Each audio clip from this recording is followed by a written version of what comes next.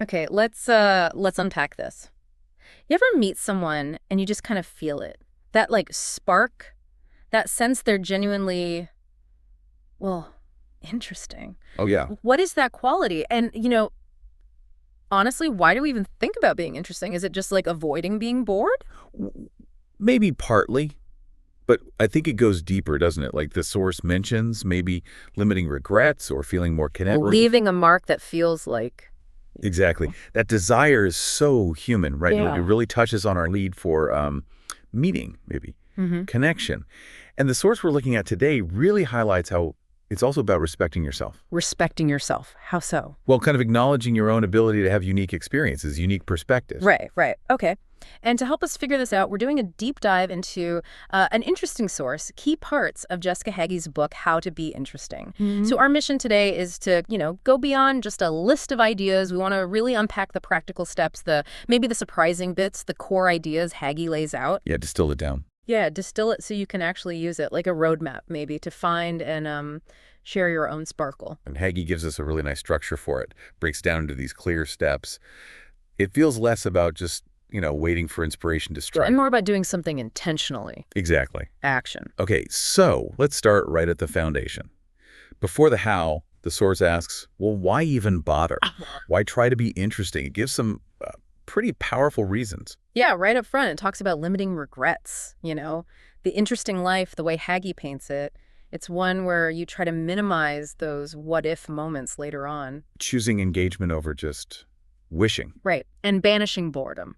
That feels huge today, doesn't it? Like we're always connected, but sometimes things feel kind of flat. Yeah, and boredom, in this sense, it's like a symptom, maybe, of not being engaged. So the book basically says actively, cultivating interestingness is the antidote, making your world and how you interact with it just more vibrant. Okay, and then there's the idea of leaving a mark. But the source is quick to say, not a blemish. Ah, right. A positive contribution. It's about impact, not ego. Precisely. And underneath all that, there's this like deep self-respect. Just acknowledging you can live a richer, more connected life. The possibility is just there. You can. That's powerful. Okay, so as we go through these steps, maybe keep asking yourself, Uh-huh. what's your why? What's driving your interest in being interesting? So with that set up, Hagee jumps right into the practical stuff. Step 1, go exploring. I like how direct that is. Go exploring, it's active, seek it out, don't just wait, and it stresses avoiding the echo chamber. That's such a key image, isn't it? Because if you only stick with familiar ideas, familiar places, Yeah, well, you're just reinforcing what you already know. right. No new input. Yeah. So Hagee says interestingness comes from seeking out the unfamiliar, Uh-huh. exploring ideas, places, opinions that are, outside your usual bubble. In the book, it's really specific, kind of wonderfully weird about how, like, rolling dice for small decisions. Right. It's not about, like, deciding your career with dice, but injecting randomness into the little things. Exactly. It forces you off the usual path. Same with unplugging your gadgets. Our phones and screens, they kind of filter the world, don't they, into this predictable stream. Totally. So disconnecting lets you experience the raw, like unmediated reality around you. You notice stuff you'd otherwise miss, discovering the physical world, and maybe even bits of yourself hidden by all that digital noise. And doing the opposite of expected, like defending the guilty, questioning the pure. That's not just about being difficult, is it? No, I think it's more about actively seeking out other viewpoints, the complexities. Challenging your own assumptions. Exactly. And the common narrative. Look for all the sides of a story, Right. especially the uncomfortable ones. That's where the nuance is, the deeper understanding. And reclaiming spare moments. Mm. Showering in the dark, sipping hot chocolate in an alley, reading magazines at the laundromat. These sound almost, I don't know, meditative. Hmm. We're just plain weird. Huh. Maybe a bit of both.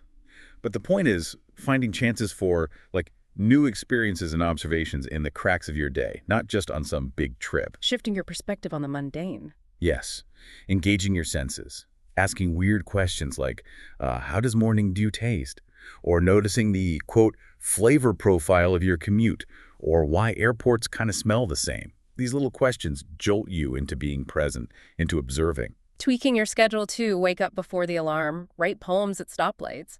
That's about actually making time for these unexpected moments. You decide when there's time to explore. That's the key. It doesn't have to be this massive undertaking. It's about prioritizing little moments for curiosity, for dreams, even tiny ones. Which means paying attention Yeah. to the detail. Yeah, a faded sign, a little scar, a spilled drink. Hagy says every detail tells a story if you're actually looking. And it all loops back to that simple question. Why? Parents might hate it, she says, but it's the fastest way to fascinating answers. It drives curiosity. Exactly. Never stop asking why. So for you listening, this step isn't really about booking some exotic trip necessarily. It's more about finding ways to inject novelty and observation into your daily life. How can you explore your own neighborhood, your commute, even your shower differently this week? Okay, so you've gone exploring, you've gathered all these unique observations, these ideas. What's next? Logically, Hagy says, step 2, share what you discover. Makes sense, right? Right. What's the point of finding cool stuff if you just hoard it? The core idea here is generosity. Other people weren't on your specific exploration track, so you let them experience it vicariously through you. And the source gives some really active verbs for this, like instigate, don't wait around. Yeah, don't wait for permission or an invitation. Say it, do it, make it happen now. Host your own thing. Pick up the phone. It's about taking charge of connecting. Taking agency. Yes, and offering help. Knowing what you can offer, maybe it's your time, a skill, a cup of sugar, maybe even clean socks, she says, and actually telling people you're willing. The world often needs simple things you might just have. Okay, this one jumped out at me. State the obvious.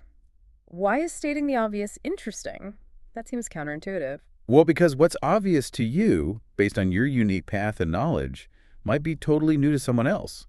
Like your easy task could be impossible for them. Oh, okay. So sharing what seems basic can actually be really valuable. Exactly. Ideas shared multiply, they don't get used up. Making small steps towards others, like just waving hello or leaving your thoughts where people can find them. It's about starting the connection, however small. Yeah, conversations, connections. They often start with just that tiny move towards someone else. And being a link, making introductions, maybe setting up strangers who could benefit from knowing each other.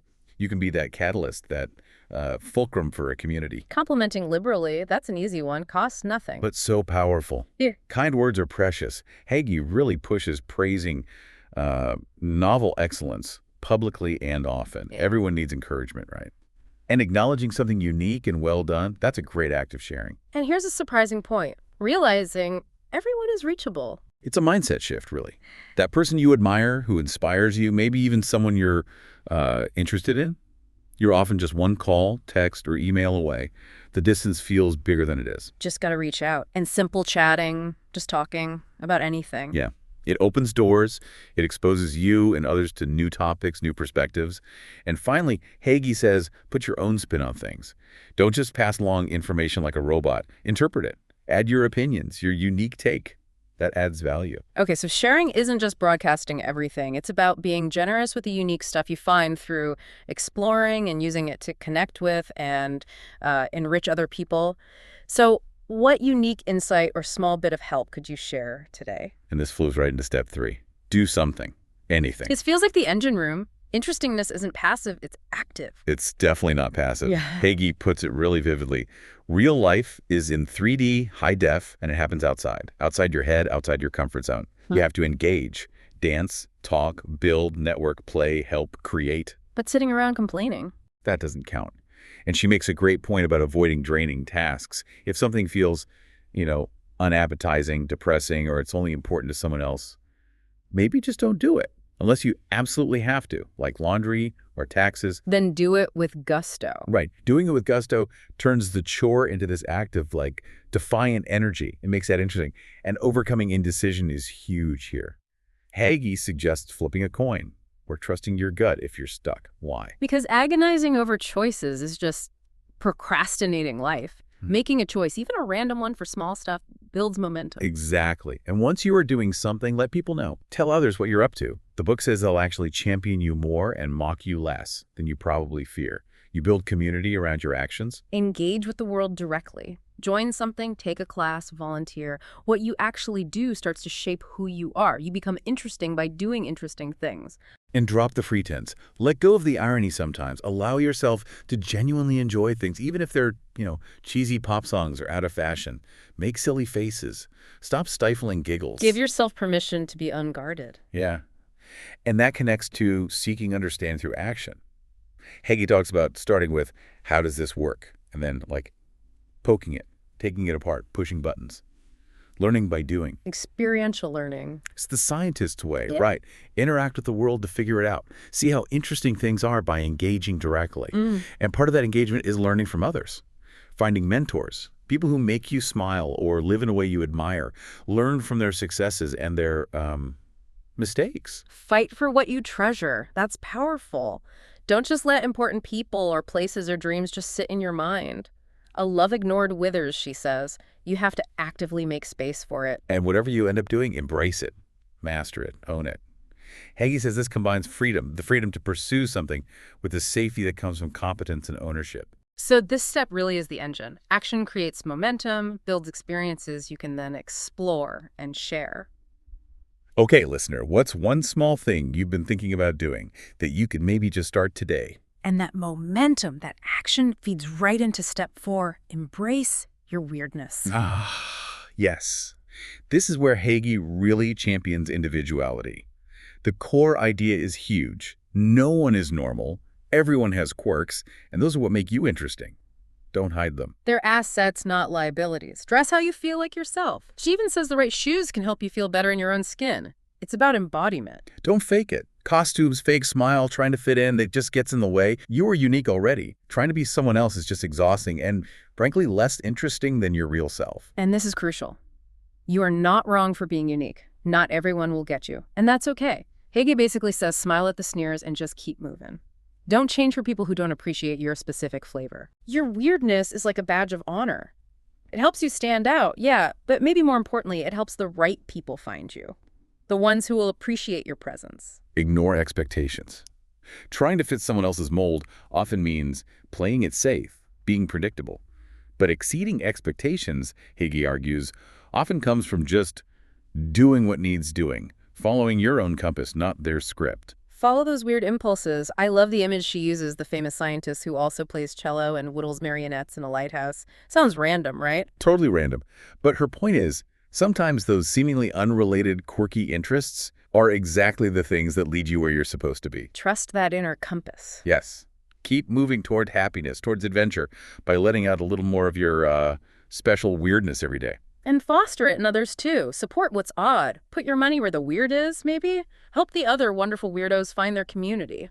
Because your uniqueness is valuable. Only you can express or do or know things exactly the way you do. Hagy says plant a flag in a niche big enough for you. Find that space where your particular brand of interesting can really bloom. It's not about running from the rat race, maybe, but running to join your kind of circus people living their dreams, finding where you fit uniquely. So yeah, embrace what makes you different. Your unique perspective, your interest. Those are your superpowers here. How can you maybe intentionally let a little more of your weird show this week? That sense of self, that unique purpose, ties right into the next step, step 5. Have a cause. Yeah, this is about passion, direction. The core idea is pretty blunt. Care deeply about something. If you don't give a damn, Hagy asks, why should anyone else care about what you're doing or saying? It gives your energy focus. And this cause, it could be anything, right? A memory, a place, a person, even a song. Something you devote yourself to. Absolutely. And the source points out, generosity feels amazing. Being a catalyst for someone else's happiness is described as disgustingly satisfying. Investing your energy in others or a cause bigger than yourself just feels good. Money matters too. Hagy brings that up. Think about where your money actually goes. Do you agree with the practices of those companies or people? You can make change with your wallet. And be immersed, not just a spectator. Interesting people aren't just watching life go by. They're in it. In the mess. Vulnerable. Serious about whatever it is they care about. You gotta get your hands dirty. Engage with the world. Actively participate in the conversation. Praise the good stuff, shut down the nasty stuff, say the things others are maybe afraid to say. Strive for the best. Don't just accept the status quo. Ask, is this the absolute best possible? And then work towards that. You have to risk the ordinary to get something extraordinary. Be the protagonist. In your own life story, drive it with your heart. Actions count, even small ones, if they're aligned with your cause. Prioritize it. Give what's truly important to you precedence. Hagy suggests the other stuff often just arranges itself around that core priority. And build community for your cause. Bring people together. Share the energy, the ideas, the cause itself. And yes, the book actually says make sure there's cake. Gotta have kick. But yeah, finding something you care deeply about gives you direction, makes you relatable, and opens up endless paths for exploring, doing, sharing. So, what cause or passion could you maybe dedicate a little more energy to? Okay, so as you're pursuing your cause, embracing your weirdness, doing all this stuff, it's really important to consider step 6. Minimize the swagger. Oh, this is so important for actually connecting with people.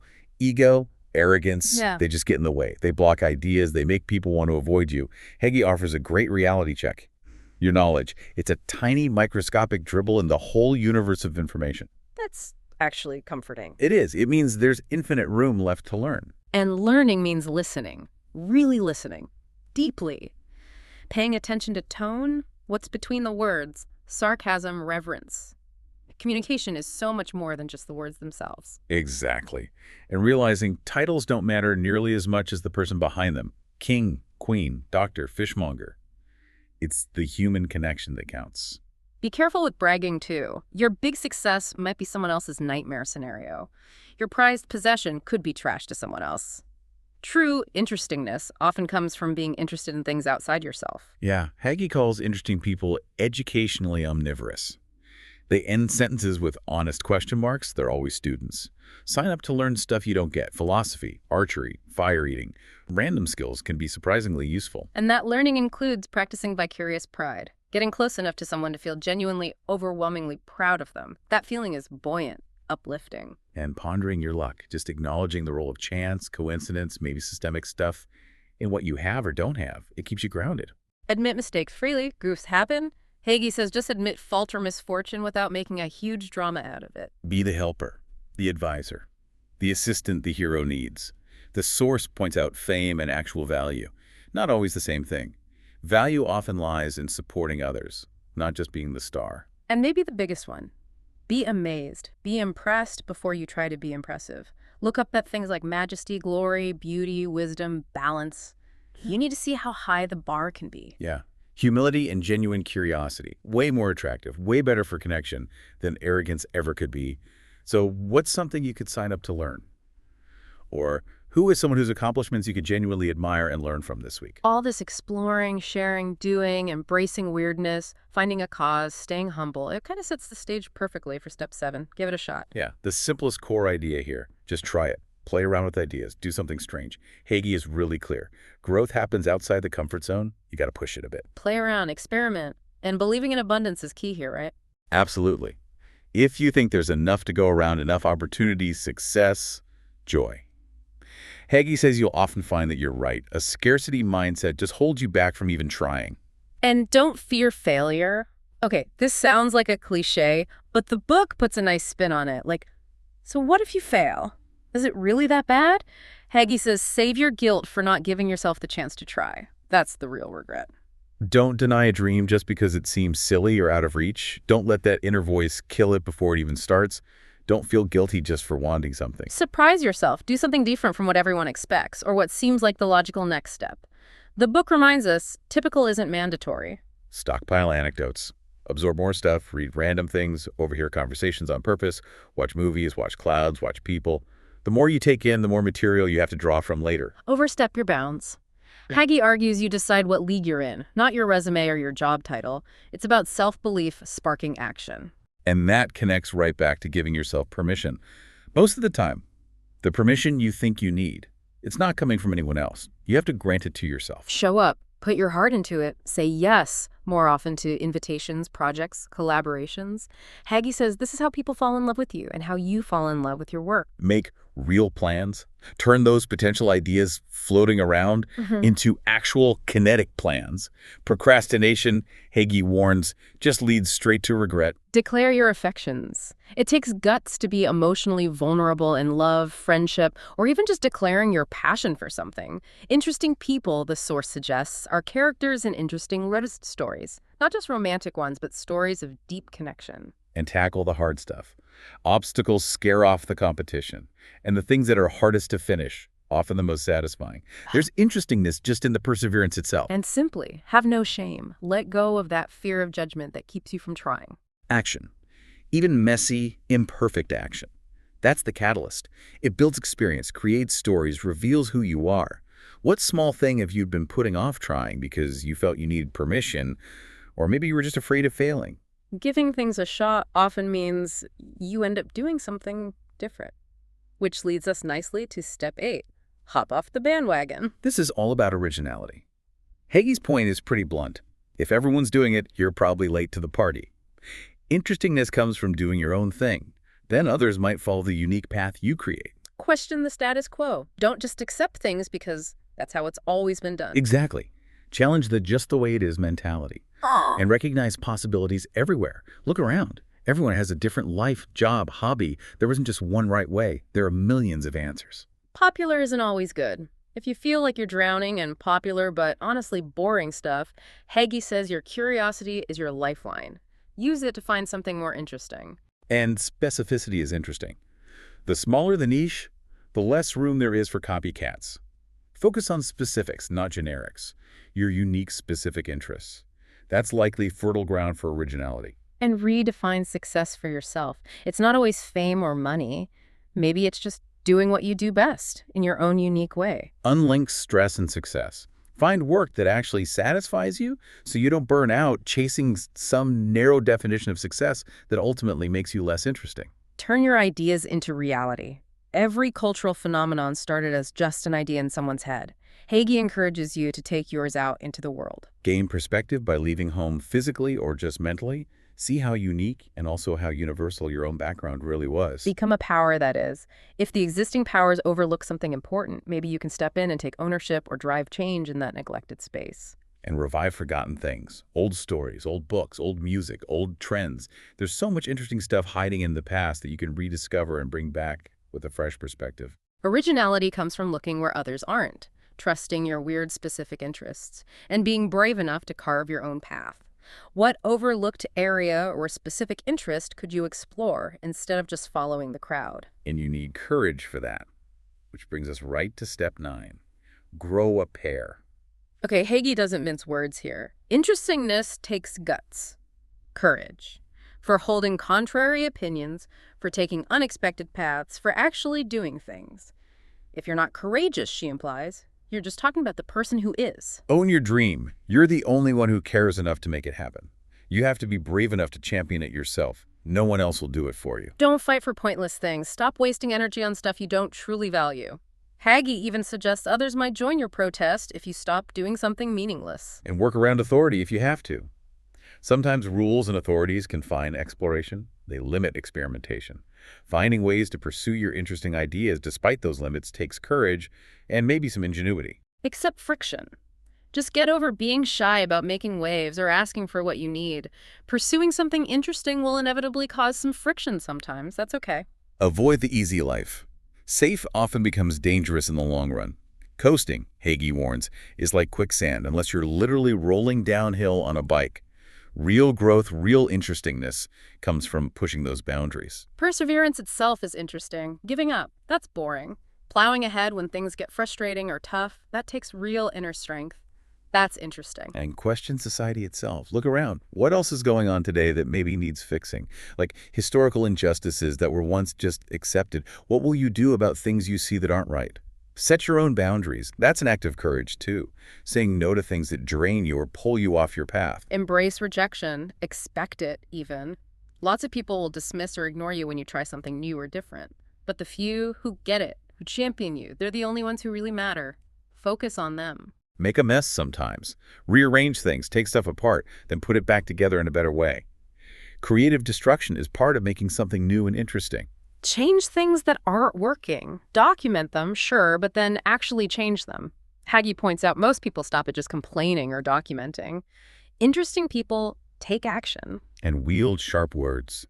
Choose them carefully. Use them effectively. Your tongue, as the quote says, is like a weapon kept sharp with use. Use it for clarity, for truth, for impact. Yeah. Interestingness definitely requires bravery, to challenge, to create, to keep going when it's hard. What's one small act of courage you could maybe take today, moving towards something you care about? So as you take these brave steps, show your weirdness, do all this, you're definitely going to run into people who aren't exactly thrilled. And that brings us to the final step, step 10. Ignore the scolds. This is all about protecting yourself, your energy. Exploring is often safe, right? And people who chose safety the scolds, they might resent your adventures, your choices. You just have to learn to ignore them. Jettison toxic cargo. Let go of bad memories tied to places, things, people. They just weigh you down. You'll feel lighter, freer to keep exploring without that drag. Avoid antagonistic bait. Don't get sucked into arguments with people who just make you feel bad or try to pull you into pointless fights. Win by just not playing their game. Your irritation isn't fascinating. Silence the inner critic. Hagy admits this can take years, but you have to shut up that nasty little voice inside your head. How? With actions that prove it wrong, it's often the loudest scold we face. And choose your teachers wisely. Don't take advice from people you wouldn't want to end up like. Hagy says you can learn how not to live from jerks and how to live from people you admire. Yeah. It's like behavioral research on the fly. Forgive. Most people, even the difficult ones, are probably just doing their best from where they stand. Holding on to scorn just burns you out too. Paint your own sign. Don't wait for some external signal or permission slip to take action. You create your own green light. Discern critique from insults. Real critique is constructive. You can actually use it to get better. Don't confuse that with just mean taunts aimed at tearing you down. Trust your talent. Whoever told you somewhere along the way that you want enough, they were just wrong. Don't let their voice become your inner scold. And move past the past. Your history is only an interesting backstory if you can actually get past it and build something new. Hagy's quite firm here. You'll drown if you just linger on painful thoughts. Belligerently advance, she says. Move forward. Embrace your cobbled-together nature. I love the platypus analogy. It thrives, even though it looks like it's made of leftover parts. You can too. Cobble together all your unique, maybe even contradictory assets, and thrive. And just remember, if you're not dead, you still have the power to change things. It is never too late to start doing any of this. And give extra chances to yourself when you mess up, and maybe to others too. Protecting your energy, your self-belief, from those outside scolds and the inside critic, that feels absolutely essential to keep this journey going.